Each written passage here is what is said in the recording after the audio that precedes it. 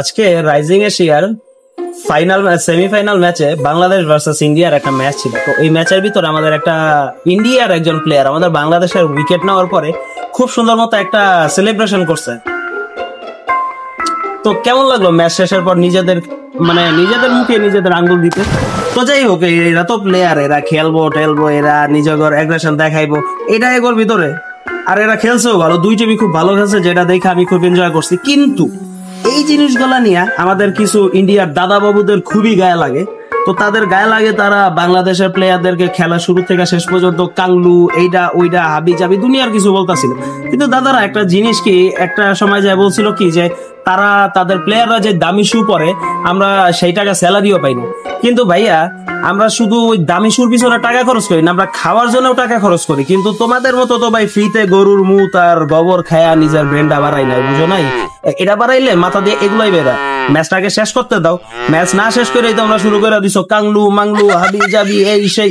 কে রে ভাই, তোমাগর পিছুয়ারাতে কিছু বেশি আগুন লেগে গেছে নাকি? এটা আমার মাথায় ঢুকে না। বলতেছে যে 194 রান কেমনে হইতে পারে, তাহলে ব্যাটিং করে হইছে, ফ্রিতে দিয়ে দেয় নাই তোর বলাররা। এই জিনিসটা তো তোর মাথায় ঢুকবো না। আবার কইতেছে যে কিভাবে আমরা হারলাম। ভাই আমরা ভালো খেলছি, তোরা খারাপ খেলছস, এর লেগে হারছস। তো এই জিনিসটা না অ্যাকসেপ্ট করতে শেখ যে ভাই আমরা হারছি, অ্যাকসেপ্ট করতে শেখ। আর মেন কথা যে ভাই তোর যে খারাপ দিন আইসা বসে, এটা তোরা বুঝোস নাই। তোরা সাউথ আফ্রিকার কি করলি, টেম্বা বাবুমার অপমান করলি, অপমান করে কি করলি, ম্যাচ হেরে গেলি। তারপরে কি করলি, তোরা পাকিস্তানের সবসময় অপমান করস, কি করলি, পাকিস্তানের কাছে তোরা ম্যাচ হারলি। তারপরে তোরা কি করস, বাংলাদেশের লগে ফুটবল ম্যাচ হারলি, হারার পরে সেটাও তোর বিশ্বাস হলো না। এখন শালা ক্রিকেটে হারছস, সেই জায়গাও তোর গায়ে লাগতেছে। কে রে ভাই, এই জুনিয়ররা কি তোর এই জুনিয়র টিমরা একবার হারাইছে জীবন? এর আগে কোনো সময় হারায় নাই? এমন ভাবে আগুন লাগছে রে ভাই পিছনে কর ভাই। তোরা জিতছস কার কার লগে?